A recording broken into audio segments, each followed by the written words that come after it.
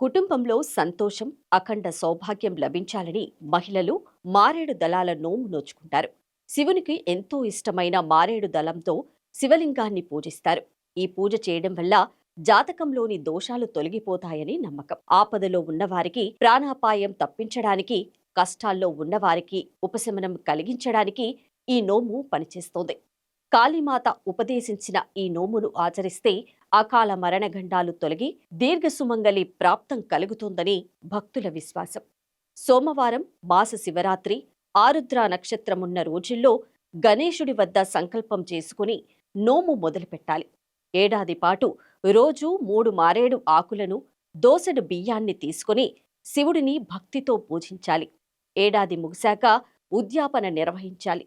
ఉద్యాపనలో బంగారు మారేడుదలం, వెండి మారేడుదలం, సహజమైన మారేడుదలాన్ని ఉంచి 3 దోసెళ్ల బియ్యంతో శివుడిని ఆరాధించాలి.